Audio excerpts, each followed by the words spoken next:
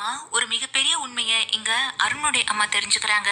தெரிஞ்ச அடுத்த நிமிஷமே அவங்க மயங்கி கீழே விழவும் செய்றாங்க. அதாவது சீதா நார்மலா எப்போதும் வீட்டுல இருந்துகிட்டு இருக்காங்க. அப்போ அருணுடைய அம்மா வராங்க.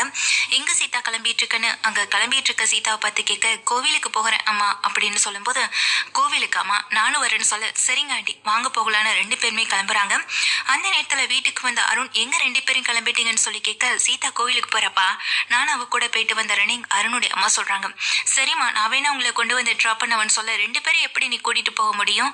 நீ ஃபர்ஸ்ட் கார் வாங்க பாரு, அதுக்கப்புறமா எங்களை கூட்டிட்டு போ, நாங்க ஆட்டோலயே போய்க்கிறேன்னு சொல்லிட்டு அவங்க ரெண்டு பேருமே கிளம்பி போக, சீதாவை பார்த்தபடி அருண் நின்னுட்டு அதுக்கப்புறமா வீட்டுக்கு வந்து ஒரு முக்கியமான ஃபைல் எடுத்துட்டு அவருமே கிளம்பி போயிடுறாரு. நேரா கோவிலுக்கு போறாங்க. முதல்ல அவங்க அம்மாவை போய் பார்க்குறாங்க. அம்மாவை பார்த்துட்டு பேசிட்டு உள்ளே போகிறாங்க சீதா. வாங்க ஆண்டி போகலாம் அப்படின்னு சொல்லி உள்ளே கூட்டிகிட்டு போகிறாங்க. கொஞ்ச நேரத்தில் மீனா வராங்க.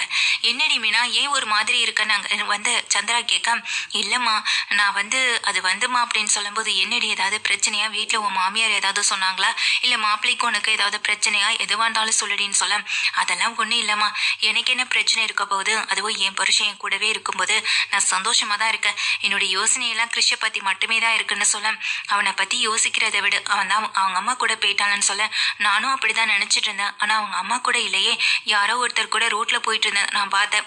நிச்சயமா சொல்றேன், அவன் அவங்க அம்மா கூட இல்ல சந்தோஷமாவே இல்லைன்னு தோணுது. அவனை எப்படியாச்சும் கண்டுபிடிக்கணுமான்னு சொல்ல, சரி எதை பத்தியும் கவலைப்படாத மீனா, நீ போய் அந்த கடவுள்கிட்ட வேண்டிக்கோ, நிச்சயமா உனக்கு ஒரு வழிகாட்டு வரேன்னு மீனா கிட்ட சொல்றாங்க. மீனாவும் அங்கிருந்து கிளம்பிட்டு உள்ள போறாங்க. அப்படி உள்ள போகும்போது இங்க சந்திரா சொல்றாங்க, சீதாவும் அவங்க மாமியாரும் உள்ளதான் இருக்காங்க, போய் பாருன்னு சொல்ல, அப்படியாம்மா நான் போய் பேசுறேன்னு சொல்லிட்டு மீனா உள்ள போறாங்க. வாக்கா அப்படின்னா உள்ள மீனாவை பார்த்துட்டு சீதா கூப்பிட, நீ எப்படி வந்துன்னு விசாரிச்சுட்டு இருக்காங்க, எப்படிமா இருக்கீங்கன்னா இங்க மீனாவும் கேட்க, நல்லா இருக்கேம்மா, அம்மா உன் வீட்டுக்கார் எங்கன்னு சொல்லும்போது, அவர் சவாரி விஷயமா வெளியில போயிருக்காருமான்னு சொல்லிட்டு இருக்காங்க. சரி வாங்க உட்காரலாம் அப்படின்னு சொல்லும்போது, இருடி சீதா நான் போய் சாமிக்கு மாலையை போட்டுட்டு சாமி கும்பிட்டுட்டு வரேன்னு சொல்லிட்டு உள்ள போக, அப்ப சீதா தான் அக்காவை பத்தியும் மாமாவை பத்தியுமே பெருமையா பேசிக்கிட்டு இருக்காங்க அவங்க ஆண்டி கிட்ட. அங்க அருணுடைய அம்மாவும் இதெல்லாம் கேட்டுக்கிட்டு இருக்கும்போது மீனாவும் வந்து உட்கார்றாங்க.